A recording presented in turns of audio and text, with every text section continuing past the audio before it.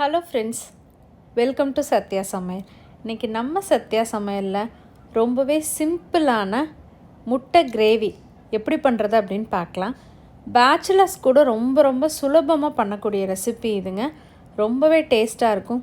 இட்லி, தோசை, சப்பாத்தி, சாதம் எல்லாத்துக்கும் நல்லாயிருக்கும். வாங்க எப்படி பண்ணுறதுன்னு பார்க்கலாம்.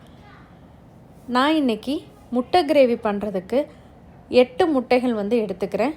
தண்ணி நல்லா கொதித்ததுக்கு அப்புறமா அதில் முட்டையை சேர்த்தணும் அப்படின்னா முட்டையினுடைய மேல் தோலை உரிக்கிறதுக்கு ரொம்ப ஈஸியாக இருக்கும், வேகட்டும். நல்லெண்ணெயில் 2 கிராம்பு, 1 பட்டை, 1/2 ஸ்பூன் அளவுக்கு சோம்பு சேர்த்து பொரிய விட்டுட்டு கொஞ்சமாக கருவேப்பிலை சேர்த்துக்கலாம். 4 பல் போல் பூண்டு நல்லா இடித்து, பூண்டு பொன்னிறம் ஆகிற வரைக்கும் நம்ம வறுத்து விட்டுக்கலாம். பாருங்கள், பூண்டு நல்லா ப்ரௌன் கலரில் பொரிஞ்சு வந்துருச்சு. இப்போ இதில் ஒரு மீடியம் சைஸ் அளவு உள்ள பெரிய வெங்காயத்தை நம்ம வறுத்து விட்டுக்கலாம். வெங்காயமும் லேசாக கோல்டன் ப்ரௌன் ஆகிற வரைக்கும் நம்ம வதக்கி விட்டுக்கலாம். வெங்காயம் வதங்கினதுக்கப்புறமா 1 டீஸ்பூன் அளவுக்கு இஞ்சி பூண்டு விழுது சேர்த்துக்கலாம்.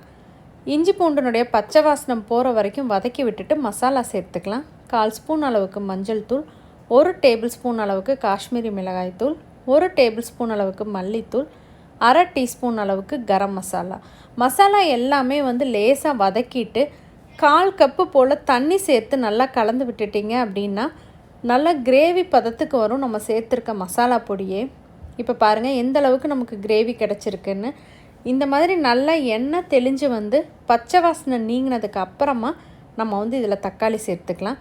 நான் இன்றைக்கி 2 மீடியம் சைஸ் அளவுள்ள தக்காளி பழம் சேர்த்துட்டு கிரேவிக்கு தேவையான அளவுக்கு உப்பை இப்போவே சேர்த்துட்டு நல்லா கலந்து விட்டுட்டு மூடி போட்டுட்டு தக்காளியை நல்லா நம்ம வேக விட்டு எடுத்துக்கலாம். இப்போ பாருங்கள், தக்காளி பாதி அளவுக்கு வெந்து வந்துருச்சு. இதில் 1/4 ஸ்பூன் அளவுக்கு சோம்புத்தூள், 1/4 ஸ்பூன் அளவுக்கு மிளகுத்தூள் சேர்த்துக்கலாம். சோம்புத்தூளினுடைய ஃப்ளேவர் எக் கிரேவிக்கு ரொம்பவே சூப்பராக இருக்கும். ஒரு வாட்டி கலந்து விட்டுட்டு திரும்பவும் மூடி போட்டு நல்லா எண்ணெய் பிரிஞ்சு வர்ற வரைக்கும் நம்ம வேக விட்டுக்கலாம். இப்போ பாருங்கள், சூப்பராக நம்மளுடைய கிரேவி ரெடி ஆயிடுச்சு. நல்லா கலந்து விட்டுட்டு நான் 1 கப் அளவுக்கு தண்ணி சேர்த்துக்கிறேன். ஏன்னா நம்ம வெறும் மசாலா மட்டும்தான் சேர்த்துருக்கோம். கிரேவி பதத்துக்கு வர்றதுக்காக நம்ம தண்ணி சேர்த்து கொதிக்க விட்டுக்கலாம். கிரேவி உங்களுக்கு எந்த அளவு கன்சிஸ்டன்சி வேணுமோ அதுக்கு அட்ஜஸ்ட் பண்ணி நீங்கள் தண்ணி சேர்த்துக்கோங்க. நான் கலந்து விட்டுட்டு டேஸ்ட் பண்ணி பார்த்தேன். கொஞ்சம் உப்பு தேவைப்பட்டதுனால உப்பு சேர்த்துக்கிறேன்.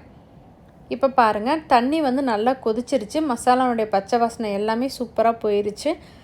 நான் 6 முட்டையை கட் பண்ணி எடுத்திருக்கேன். நான் 8 முட்டை வேக வச்சேன். ஆனால் குழம்புல 6 முட்டை தான் சேர்த்துறேன்.